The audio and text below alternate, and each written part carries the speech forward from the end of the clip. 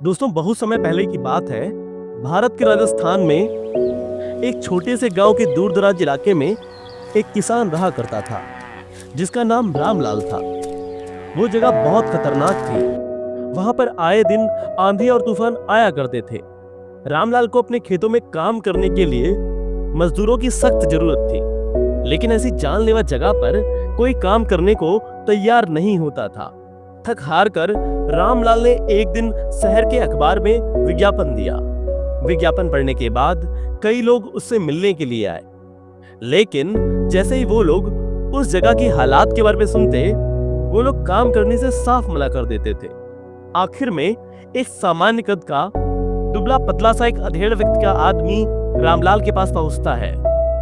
रामलाल ने उससे हताश होकर पूछा, क्या तुम इन खतरनाक परिस्थितियों में काम कर सकते हो? उस आदमी ने बड़े शांत भाव से जवाब दिया, बस जब हवा चलती है तब मैं सोता हूं। रामलाल को उसका जवाब बड़ा अजीब लगा, पर क्योंकि कोई और व्यक्ति मिल नहीं रहा था तो उसने मजबूरी में उस व्यक्ति को काम पर रख लिया। वो मजदूर बहुत ज्यादा मेहनती निकला।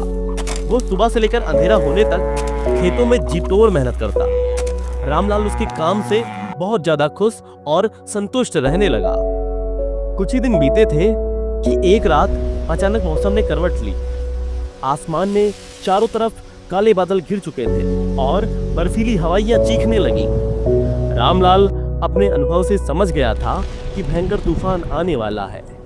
वो बिस्तर से तेजी से उठा, हाथ में लालटेन ली और मजदूर को जगाने के लिए उसकी झोपड़ी की तरफ दौड़ा।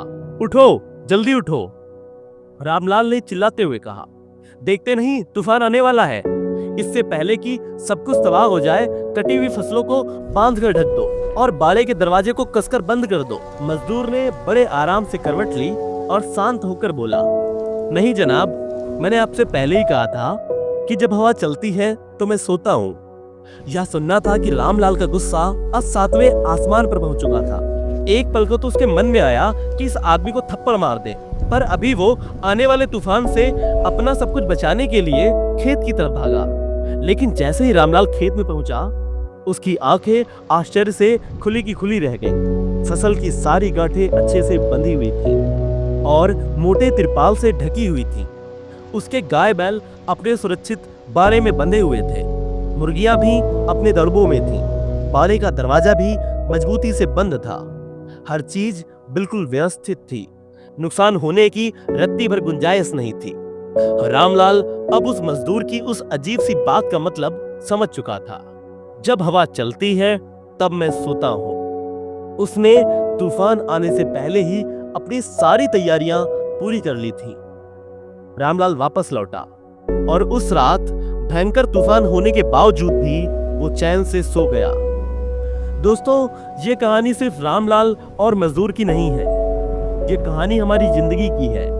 हमारी जिंदगी में भी मुसीबतों के, बीमारियों के, आर्थिक तंगी के कई ढेर सारे तूफान पहले से ही आने तय हैं। लेकिन जरूरत सिर्फ इस बात की है कि हम उस मजदूर की तरह पहले से अपनी तैयारियां पूरी करके रखें, ताकि मुसीबत आने पर हम घबराएं नहीं, बल्कि शांत रह सकें। जैसे कि एक स्टूडेंट अगर शुरू से ही हर रोज पढ़ाई करे तो परीक्षा के तूफान के समय वो आराम से सो सकता है। जैसे जो व्यक्ति हर महीने थोड़ी थोड़ी बचत करता है, वो अचानक आने वाली आर्थिक जरूरत के तूफान में शांत रह सकता है। तो चलिए हम भी अपनी जिंदगी में ऐसी तैयारी करें कि मुसीबतों का तूफान आने पर हम भी पूरे आत्मविश्वास के साथ कह सके कि जब हवा चलती है तब मैं सोता हूँ।